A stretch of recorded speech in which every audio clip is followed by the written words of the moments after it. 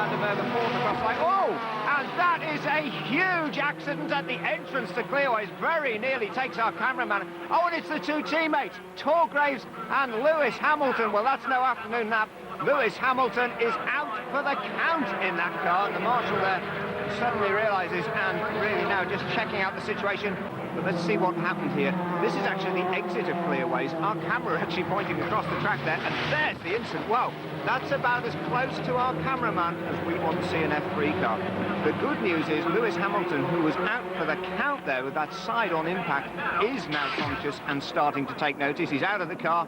Got two wrecked Manor Motorsport cars heading back to the pits. OK, but yes, on that, there we go. And that is why, once again, George Russell finds the barriers around the Monaco circuit, and that brings a torrid weekend to a close for the driver that started this race in fourth position in the championship that's taken him out. Sorry guys, made a mistake. Not the rear, just ended up hitting the curb. Yeah, just because it's sort of clipped. Yeah, it's the curb there, you see the car, it just bounces. When it bounces, actually the front end where he's got a little bit of turn to the right grip. Now look at Ocon, he's having to go around the outside here for third place. He's going to try, it's going to fail. Oh, there's contact further back as well. And Max Verstappen getting caught up in that. And that was all because they were switching around, trying to avoid one another. And so Latifi, who got collared, I think it was Latifi, was sort of switching around the track. Verstappen had nowhere to go, coming down into turn two. So here's Giovinazzi in front of Ocon. There's Verstappen trying but failing to avoid Latifi. And he's perfectly placed now for a run at him, Kelvin, but which way can he find a gap? Chilton covering the inside. Chilton messed up the last corner. He was very slow around the roundabout, and Perez has done him around the outside, but Chilton right on his gibbet. He's off! Shoveled him out the way. Oh, Sergio Perez is off. Now he's got to find a forward gear, and he's beached on the curbs. Oh! And that's Teixeira. Another look at that, and Chilton seems to have it all crossed up there, and his front wheels are actually off the ground. Another angle, Perez passes him on the outside under brakes, and Chilton seemingly swerving and steering a bit, but that's a clumsy move, and then Perez was beached. Ricciardo Teixeira it was who came around the corner. There he is, and clouted straight into Perez's car. And they're all Aiken going very wide and getting very close indeed into smacking into the freeze in front of him, and a smash into the wall, and another one. That's Leclerc, our winner yesterday, and we'll have another safety car. There was an Arden off the road as well, and Leclerc, who was not happy in these conditions, sees his race come to a close. So Jake Dennis and Tatiana Calderon, so that's Calderon in the wall there, and Dennis spun around. So if there are any moves on this lap, it's going to be in the background. There'll be Van Assedon on Sekiguchi. Oh, there's cars everywhere. Magnussen in the middle of the track. It's a safety car. Got to be a safety car. There's no way of clearing that up. Carlos Sainz Jr. climbing out of his car, and that's Huell Lloyd behind him. This accident had already happened when we come to the replay. There's no way of telling what happened there, or indeed how it happened. And off the start, watch to see John Lancaster, the Englishman who's been so strong in qualifying. The Fortec car gets very sideways, almost hits, and Pierre collides with Ricciardo. Ricciardo rolls out of the race. Steam pours from the radiator. What an absolute disaster for both of the front row men. And look at that, just got oversteer, maybe too cold tyres, just so much power going through the rear tyres there. Watch from Ricciardo's onboard. You can see gets sideways one way. I think maybe of trying to avoid making contact with Guerrieri. It just flicked back the other way out of his control. Beckman now has got to calm himself down. It's not easy defending, granted. There's a big accident. That's Norris airborne coming down to the Mercedes arena. He rolls and rolls again. Lando Norris had hit the back of David Beckman. The red flag is shown straight away. The race is stopped with 1.5 minutes on the clock, and a big accident. Lando Norris, let's have another look.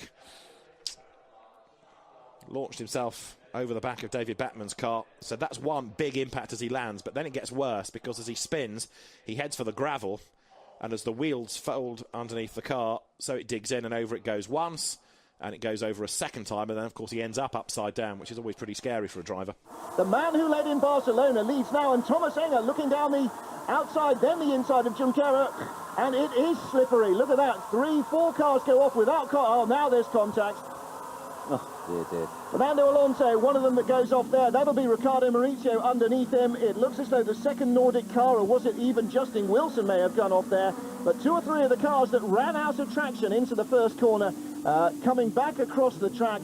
And as a result, the huge Nurburgring first corner car park once more open for occupation. Salins goes off into the gravel here. So too does Minani Nasion. So too both the Nordic cars, Derek Mower. Oh no, and there's the Fortec machine. Oh really, it's just far too many cars going in far too many directions, and that's a complete lottery. Once that happens, you may as well close your eyes and just point it in any direction, Gareth. You're never going to predict what happens. No.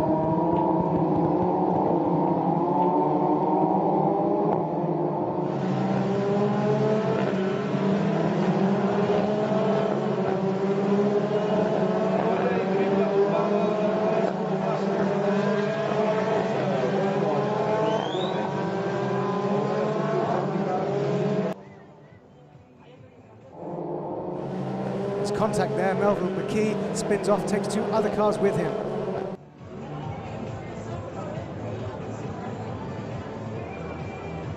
Faster than the rest of the field, and he's going to clobber the barrier.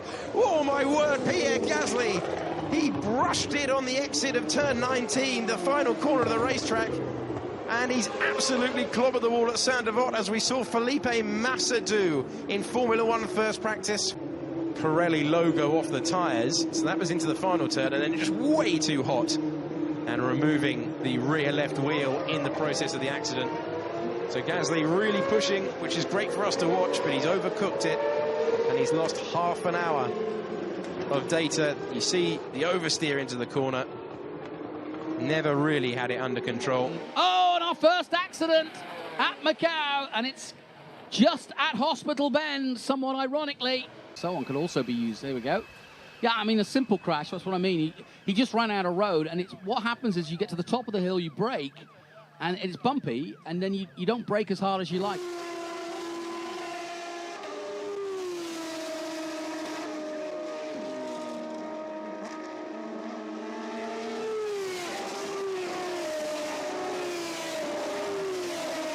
There is the number 11 car of Fabian Schiller, which has made very good progress from 15th on the grid, and a huge crash there. Barrel rolling over. That's absolutely massive, and it's Lance Stroll. Now, we saw the start of that incident. Stroll got the move on Giovinazzi into the chicane. Looked like Giovinazzi was coming back at him on the way out of the corner, but that is a massive crash. Look in the background there, wheel to wheel. He's got his nose in front of Giovinazzi. Giovinazzi's almost got a wheel on the grass, and then just loses grip, spears into the side of Stroll, and Stroll is just a passenger. And happily, the car landed the right way up. Roberto Merhi crosses the line in 4th. Oh, dear me! Oh, no! Terrible crash as Nicholas Latifi plows into the back of Roberto Merhi's car. Merhi slowed down immediately after the start-finish line, and Latifi launched off the back of him. I do hope both those drivers are okay. Latifi had been defending from Tom Dillman and was obviously so busy doing that. Well, he had no reason to expect that anybody would have slowed down so soon after the finishing line. It's a completely unnecessary accident, and I'm sure we'll see ramifications from this. That's within 100 metres of taking the checkered flag that Roberto Merhi was going at, what, 50, 60 miles an hour? And we saw Ocon on the attack yesterday. We know he's got great straight line speed, and he's proving it once again, going to the outside. Oh, huge accident. That is a massive accident, surely there on the back straight. I think that's Alexander Albon. The safety car immediately deployed. What happened to Alexander Albon? Oh, my word, he's just lost it.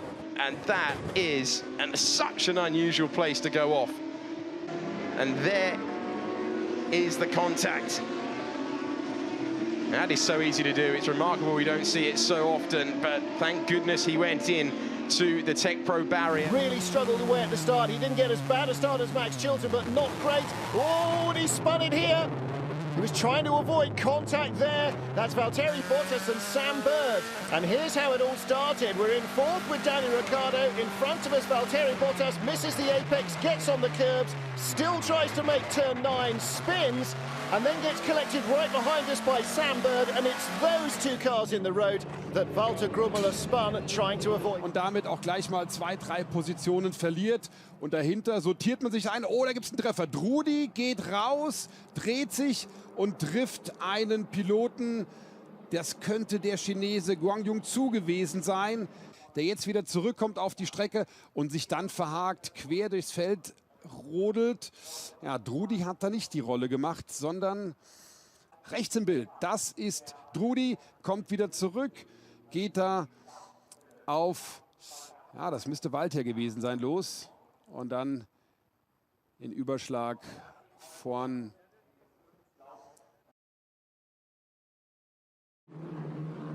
Die haben da munteres Wechselspiel praktiziert. Ja, Esmayer ist tatsächlich Sechster. Guan Yongzhou ist hochgerückt an die 7. Position, ist damit wieder neuer Spitzenreiter. Da gibt es einen Riesenabflug und das ist Schumacher. Mick Schumacher auf der Start- und Zielgeraden. Safety Car kommt. Und damit wissen wir, wohl aller Voraussicht nach wird das keinen Restart mehr geben. Gestern in der Remus und heute aufgespießt, ja oder nein? Ich vermute es fast. Ja. Ist das ärgerlich? Ist das eine bittere Pille? Thomas Preining bei seinem Heimspiel nimmt Mick Schumacher auf die Hörner und dreht ihn quasi in die Boxenmauer hinein. Schumacher zum wiederholten Male also an diesem Wochenende hier in Österreich nicht im Ziel. Wollte es rechts probieren, da hat Schumacher die Türe zugemacht, dann geht es halt nach links rüber und hat dann nicht beachtet, dass er so viel Schwung drauf hatte, ihm schon im Heck zu sein, drin zu hängen. The green flag is waved, the red lights go out, the race gets underway, the 75th running of the GP, and Laurenti makes the perfect start, cuts across, Lance Stroll gets into the lead of the race, and there's a crash already further back, we've got cars pointed in the wrong direction, 2 have come together, and then there might be a pilot, one of the Prema cars is in there is a pilot, nobody can avoid them, well the Muka Motorsport cars get stuck in all of that as well, Maxi Gunther weaves around 5, 6 cars that are stricken here. Couple of drivers slow off the line. Great start for Laurenti at the front of the field. Sergio Camara was one of them who got a bit of a tag by the looks of things. He's the one who's running the wrong way down the circuit. Then, everybody else getting caught up and involved in that pile-up just with nowhere to go. Cars all the way across the course. Then you can see Seti Camara and sent around and pointed in the wrong direction. Everybody else then hurtling towards him. He's just sat there waiting for the worst to happen. But thankfully, doesn't look like it was too serious. The Muka Motorsport car there, which I think is David Beckman.